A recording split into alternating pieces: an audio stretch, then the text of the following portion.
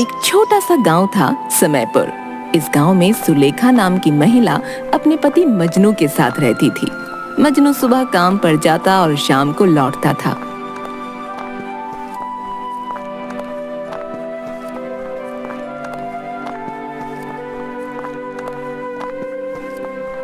वो अक्सर उसके साथ झगड़ा करता था। तुम आजकल घर पर बिल्कुल ध्यान नहीं दे रही हो। ध्यान नहीं देती तो आपको सब कुछ अपने हाथ से करना पड़ता, फिर यूं बैठकर भाषण नहीं दे रहे होते।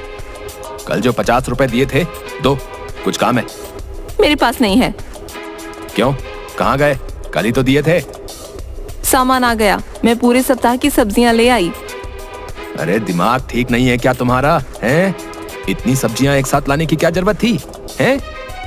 मुझे तुम कटोरी भर सब्जी नहीं देती तो ये आती किसके लिए है? आपको नहीं देती तो क्या मैं खुद खा जाती हूँ? ये जो तोंद है ना आपकी, ऐसे ही नहीं बढ़ रही। देखो तुम मेरे पेट के बारे में कुछ ना कहा करो, नहीं तो क्या? नहीं तो अच्छा नहीं होगा। अरे जाओ जाओ। जबान संभाल के।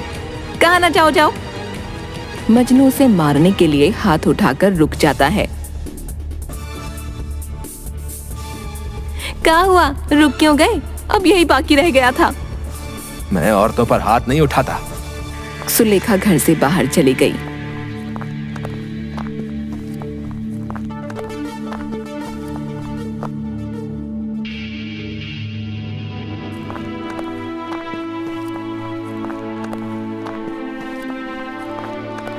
मजनू काम से लौटा तो सुलेखा कहीं नहीं दिखाई दी।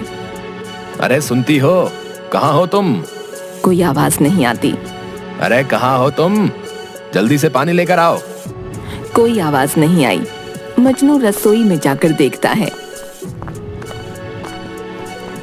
वहां भी कोई नहीं था।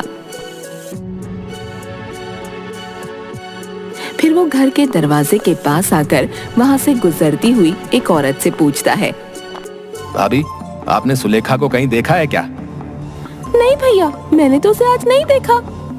तभी एक आदमी भागता हुआ मजनू के पास आया।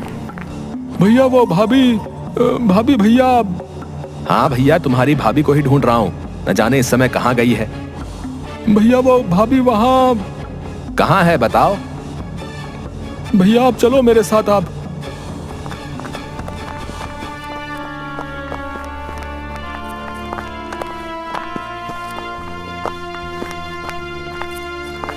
आदमी उसे लेकर जंगल के पास तक गया। वहाँ काफी लोगों की भीड़ थी। मजनू को देखते ही वे दूर हट गए। वहाँ सफेद कपड़ों में लिपटा एक शव था। अरे ये कौन है? क्या हो गया इसे? भैया हमें बताने की हिम्मत नहीं है, तुम खुद ही देख लो। मजनू ने जैसे ही कफन उठाया वो जमीन पर धड़ाम से बैठ गया और जोर जोर से रोने लगा। सुलेखा उठो उठो उठो उठो। अरे क्या हो गया तुमको? चलो घर चलो। भैया अब ये कभी नहीं उठेगी। पिछले 2 घंटे से हम तुम्हारा इंतजार कर रहे थे। ए सुलेखा, चलो उठो मेरे साथ, मजाक मत करो, तुम उठ जाओ।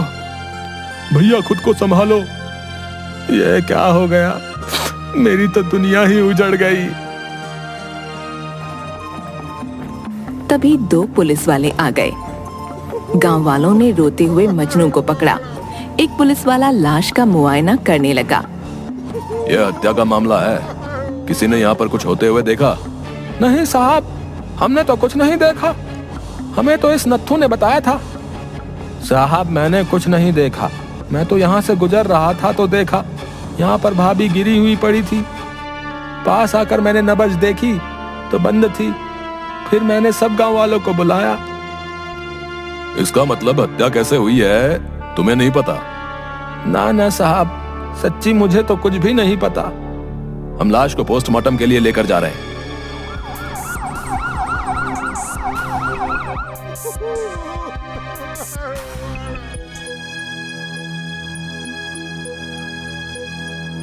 अगले दिन एक सिपाही मजनू के घर आया। अरे अचानक क्या हो गया तुमको? तुम मुझको छोड़ के कहाँ चली गई? मैं तुम्हारे बिना कैसे रहूंगा? मजनू, तुम्हारी पत्नी के शरीर पर चोट के निशान हैं। तुम्हें मेरे साथ अभी पूछताछ के लिए थाने चलना है।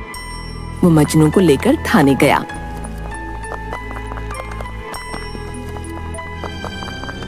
हाँ तो मजनू, सुलेखा नाम की जिस औरत की हत्या हुई है वो तुम्हारी पत्नी थी? जी साहब। किसने मारा उसको? किसी पर कोई शक मजनू? जी नहीं साहब, मुझे किसी पर कोई शक नहीं है। पर मुझे तो तुम पर है। सुना है तुम अक्सर लड़ाई झगड़े में अपनी पत्नी के साथ मारपीट करते थे। ना साहब, लड़ाई झगड़ा नहीं, छोटी सी नोकझोंक होती थी। अच्छा, इसी नोकझोंक में तुमने कल अपनी पत्नी पर हाथ उठाया था? साहब भगवान कसम, खाली हाथ उठाया था, मारा नहीं। सच सच बोलो, तुमने ही उसे मारकर जंगल के बाहर फेंका था ना, ताकि किसी को तुम पर शक ना हो। नहीं साहब, मैं ऐसा क्यों करूंगा? अपनी ही पत्नी को क्यों मारूंगा? रोज रोज के झगड़े से तंग आकर तुमने उसे ठिकाने लगाया है। नहीं साहब, मैं सच कह रहा हूँ, मैंने नहीं मारा। मुझे तो लगता है ये उस शमशानी काशी का किया हुआ है। उसी की वजह से मेरे घर में रोज रोज झगड़े होते थे। कौन काशी? साहब वो शमशान का चौकीदार है, शमशान में ही रहता है। बहुत खतरनाक आदमी है। सुलेखा रोज उससे मिलने जाती थी। मैं उसे मना करता था तो कहती थी कि वो उसे भाई की तरह मानती है। मुझे शक नहीं, पूरा यकीन है, उसी ने मेरी पत्नी को मारा है। ठीक है, हम तहकीकात कर रहे हैं। तुम अभी जाओ और जब भी पूछताछ के लिए बुलाया जाए तो आ जाना। मजनू हाँ में सिर हिलाकर चला गया।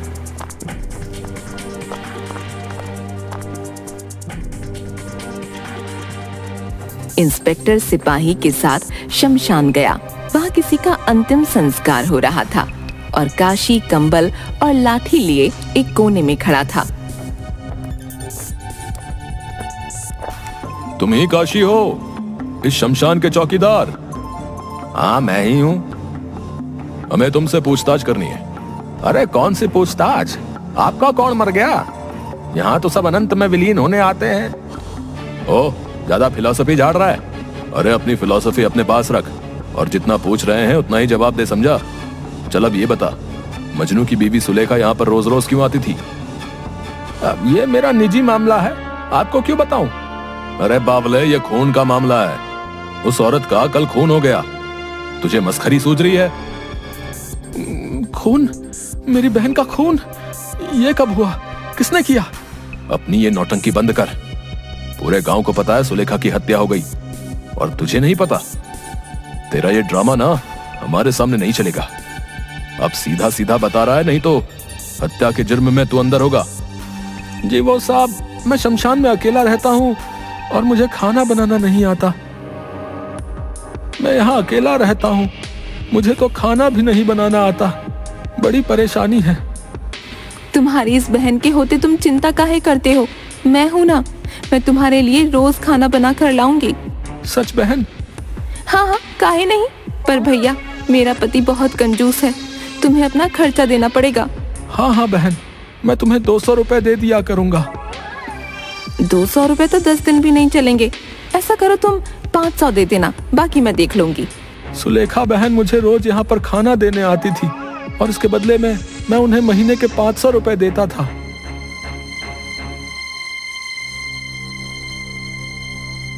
मैं कैसे मान लूं जो तू बोल रहा है सच बोल रहा है? मजनू ने तो हमें ऐसा कुछ नहीं बताया।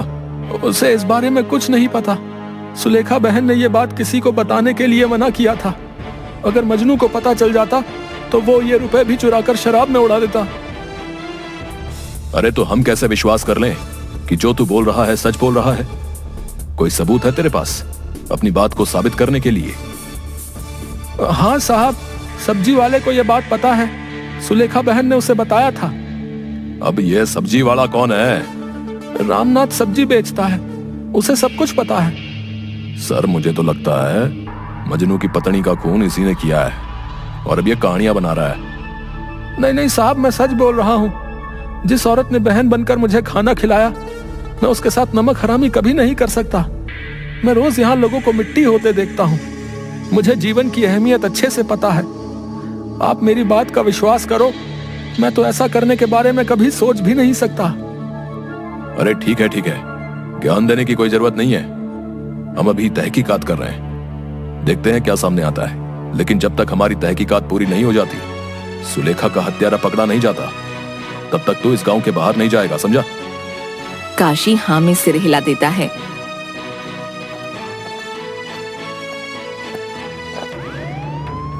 सर, आप मेरी बात मान रहे तो मुझे लगता है सुलेखा का हत्यारा ये काशी है। ये कहानियां बनाकर हमें गुमराह कर रहा है। ना, जो आदमी रोज लोगों की चिता जलते हुए देखता है, उनके परिवार वालों को रोते तड़पते देखता है, वो ये काम नहीं कर सकता। दोनों रामनाथ सब्जी वाले के पास पहुंचते हैं। भिंडी, करेले या गोभी ले लो, मटर ले लो। अरे तू ही है रामनाथ? जी साहब, बताइए कौन कौन सी सब्जियां दूं? तेरी तो पूरी रेडी लेनी है। सच्ची में आप सारी सब्जियां खरीदने आए हो? लगता है कोई दावत है थाने में। अरे दावत तो मैं आज तेरी बनाऊंगा, ज्यादा बोल मत।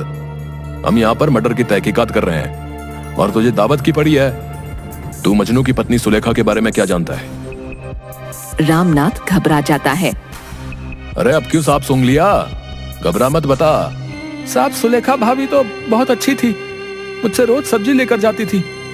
हाँ, पैसे पूरे नहीं देती थी। तू काशी और सुलेखा के बारे में क्या जानता है? वो उसके लिए खाना ले जाती थी, भाभी ने खुद मुझे बताया।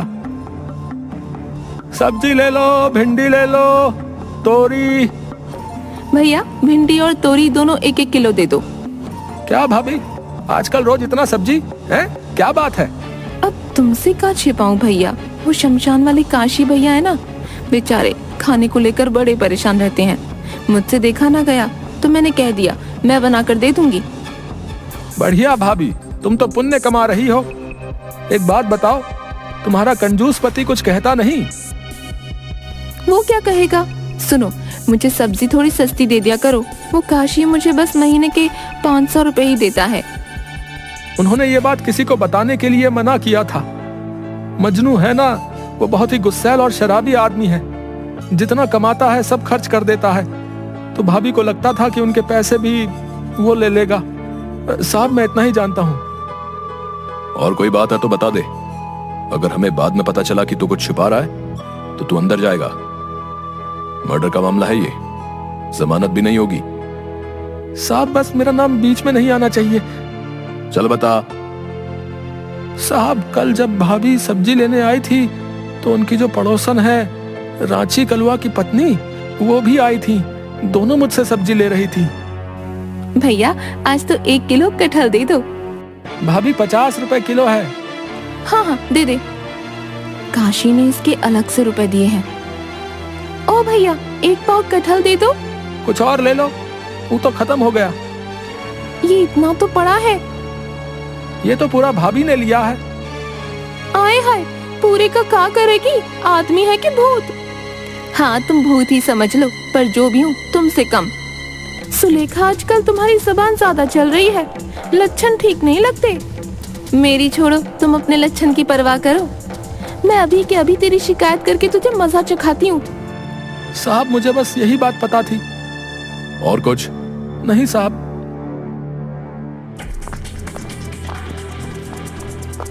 इंस्पेक्टर उसे जोर से 3 थप्पड़ लगाता है। खून इसी ने किया है, अरेस्ट कर लो इसे।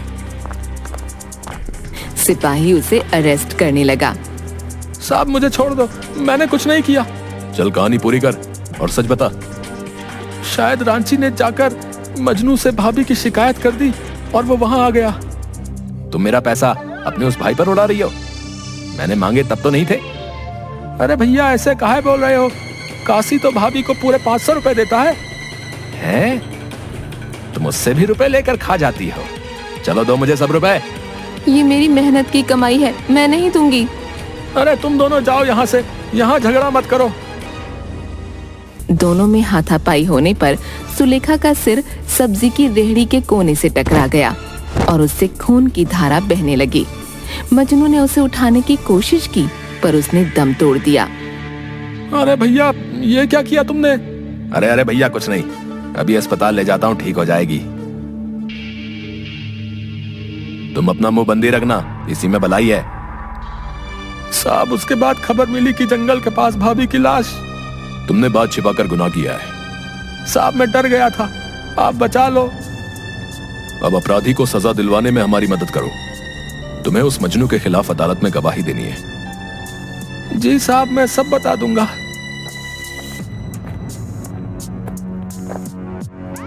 सर, आपको शक कैसे हुआ कि रामनाथ कुछ छिपा रहा है? उसने बात अधूरी छोड़ दी थी, पूरी नहीं की। रांची किससे सुलेखा की शिकायत करने गई? बस इसी बात पर मैंने हवा में तीर छोड़ दिया और वो सीधा निशाने पर लगा। इंस्पेक्टर और सिपाही मजनू को पकड़कर जेल में ले आते हैं। तुझे क्या लगा बच जाएगा? बेटा, कानून के हाथ बहुत लंबे होते हैं, तुम जैसों की सोच से बहुत लंबे।